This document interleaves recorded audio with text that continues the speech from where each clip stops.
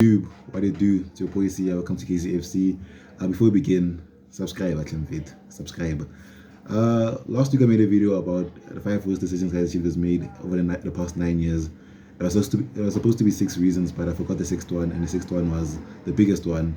Middendorp getting sacked by Kaizer Cheifs management. So the video will be broken down into three parts. Why he wasn't supposed to be sacked, his style of play, and the structure of the club under Middendorp. So let's begin, man. Okay, why wasn't Middendorp supposed to be fired? In my life, as a football supporter, it was my first time seeing a coach getting fired, not leaving, getting fired for losing the league by a point or two. It was the first time in my life seeing a coach getting fired for after being nominated for manager of the season. So it means he was the top three managers that year in the PSL, and it's like almost firing like an employee who was nominated for employee of the month. It really doesn't make sense, yeah. Well, the goal of the season that year was to make it into the top three. Yeah, but maybe the way we lost the league was heartbreaking. It was heartbreaking because we led by 13 points at some point and was supposed to win that league, man. But it wasn't his fault, man. Maluleka, COVID, you could blame a lot of things, but not the coach, because he still managed to prove himself at smaller teams after he left Chiefs. And going back to the goal of the season that year, it was top three because we finished number 9 in the previous season under Solinas and Kimang Liman and Middendorp towards the end of the season. Yeah, well. So if you told me like in 2019 of June, before the season started, that we'd finish number 2 in the league, I would have taken it. And you also would have taken it, because where we're coming from, finishing number 9 the previous season and finishing number 2, that's a huge improvement. And we would have I would have said give the coach time because he's cooking something, and he was. Just because he fumbled number 1 position, it wasn't his fault, in my opinion. And it's like that season was like, have you seen in a company, like the goal of the company? I'm making an example. Let's say the goal of the company was to make 500 million in profit in the financial year, and then halfway through the financial year, you find yourself in a position where the company could make 1 billion rand. But at the end of the season, at the end of the financial year, the company ends up making 600 million. Yeah, well, the company was supposed to make 1 billion, but the goal of the year was 500 million, but 1 billion was there for us, a jackpot. It was a bonus, but we couldn't make it, and then we ended up making 600 profit, which was above the goal. So I think we ended up suffered the same fate. Like top view was the goal, was number 1 for most of the season, and finished number 2. So maybe that disappointment was the reason why he got fired. But it is what it is, man. Like, we're still suffering still, and we finished number 9 in the league under Middendorp, and then under Solinas, and then finished number 2 in the league under Middendorp, and finished number 9 with Kevin Hunt, with the same players Middendorp had. So who's the better coach? Because he had the same players besides Maruleka, Kevin Hunt with Middendorp.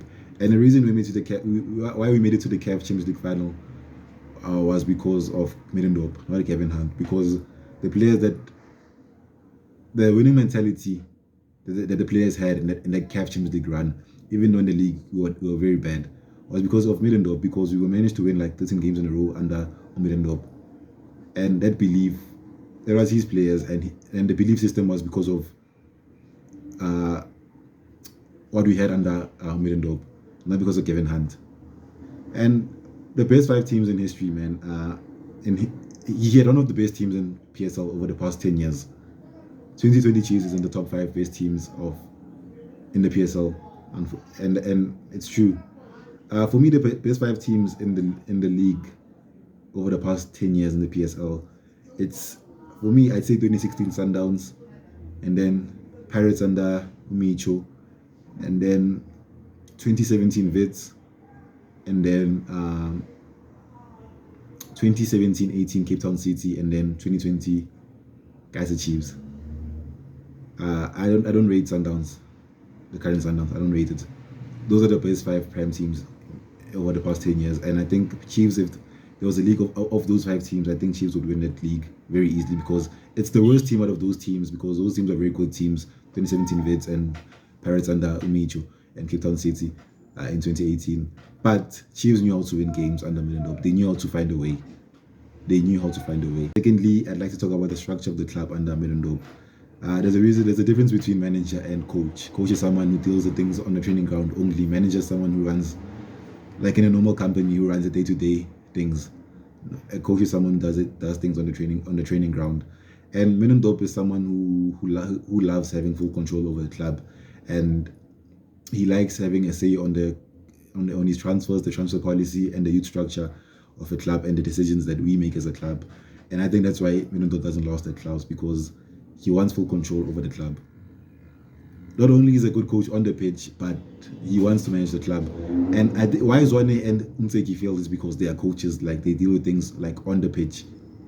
Like, they can't handle the day-to-day running of clubs. They can't deal with player egos and all that, and contracts. But I think middendorp had control, somewhat control over the decisions of the club that the club made.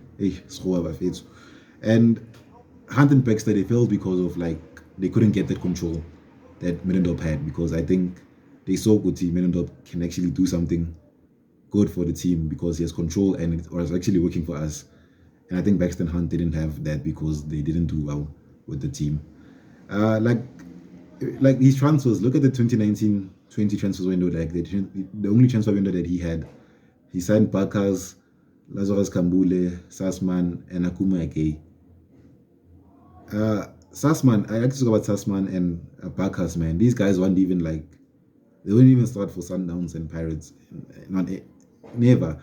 But they were so important to our system that it actually worked. Well, he knows what he wants, middendorp, and that's what I respected about the guy.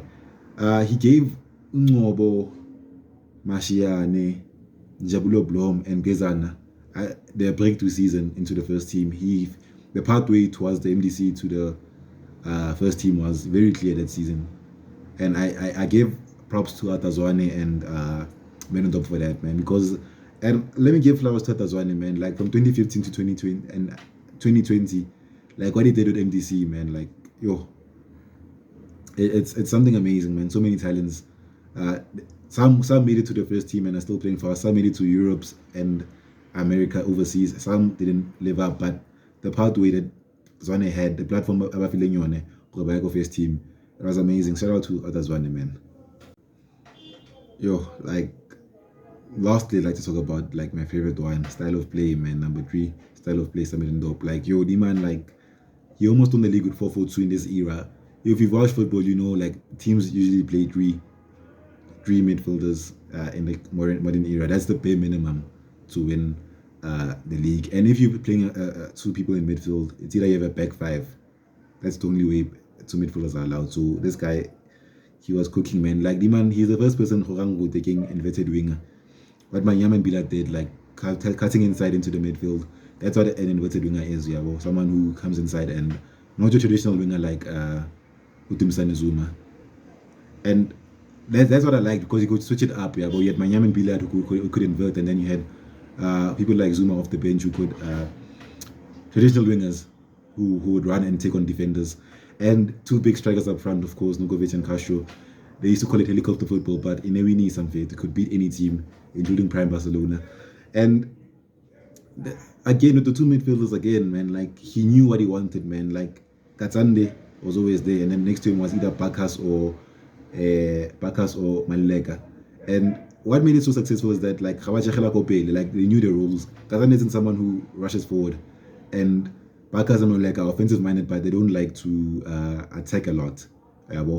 And I think that's why we wanted to sign Setsewe, because unlike Mart, Castillo, Matlau, and these midfielders, like, and they leave the CDM exposed. And Setsewe could do that very well. But I think Setsewe, like, he froze in games. He wasn't what we thought he would be.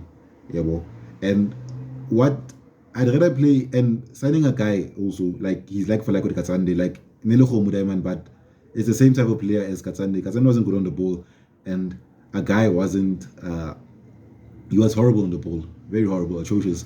But it's the same profile of type player as Katsande, very aggressive also, but not as aggressive as Katsande, but the same profile. And Bakas and Maluleka, they could, like, attack, but they had discipline on the pitch, and leave the attackers to do the thing. Yeah, but and we can't do that with three midfielders. What middendorp can do with two midfielders, Nabi, so I'm not saying Nabi, Backstars one and Khan couldn't do with three midfielders in the midfield. Yeah, but like these average, like Sussman was average, but he suited the system very well. Yeah, but like he was very disciplined in himself. So yeah, man, that's the video.